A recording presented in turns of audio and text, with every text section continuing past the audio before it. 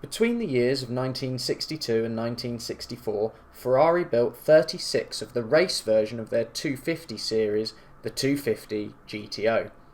It was designed to compete in the Group 3 GT category of racing, where it would be up against the likes of the Shelby Cobra, Jaguar E-Type and the Aston Martin DP214.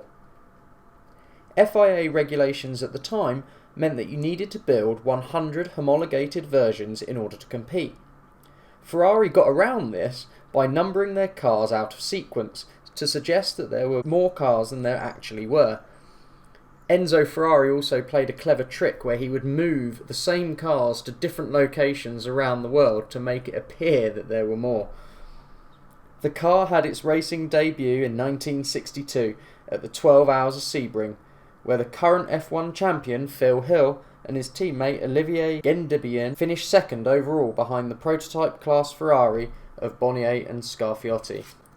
Ferrari used the 250 GTO to help them win the over 2000cc class of the World GT Championship in 1962, 63 and 64. They also won the 1963 and 1964 Tour de France Automobile, marking a 9-year dominance for Ferrari. In 1962, the 250 GTO cost $18,000.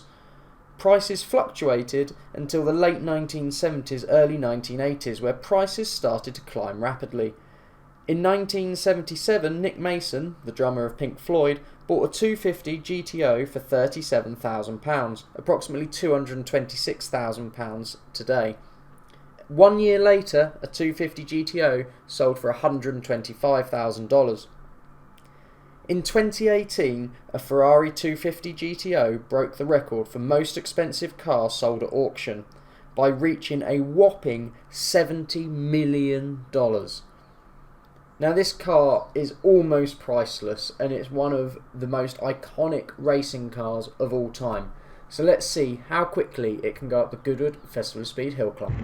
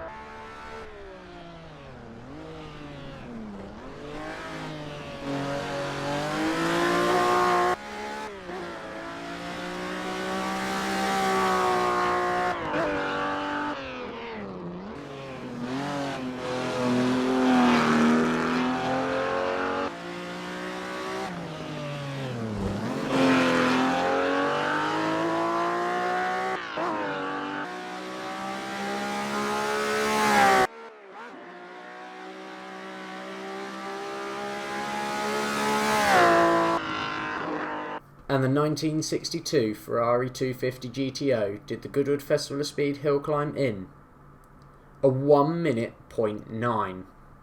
Now, that seems quite slow, and if you compare it to the other classic racing cars that I've done, it's 9 seconds slower than the current slowest, which is the BMW 3.5 CSL, and it's 9.7 seconds slower than the Shelby Cobra Daytona. Which I suppose was the car that was built to beat the 250 GTO. I haven't driven the standard Shelby Cobra, so I haven't got a comparison time with that. But the car felt really sort of lively and loose, and it was quite tricky to keep under control. Obviously, with a front engine V12, that's not surprising, and obviously we were on cross-ply tyres as well. So I'm not surprised that I wasn't able to go particularly quick, but I think even still, seeing a Ferrari 250 GTO go up the Goodwood Festival of Speed hill climb is one of the most amazing sights. They sound awesome, they look absolutely gorgeous, and weirdly, even though this is a digital version of the car, I still felt really scared about hitting anything or brushing up against the barrier.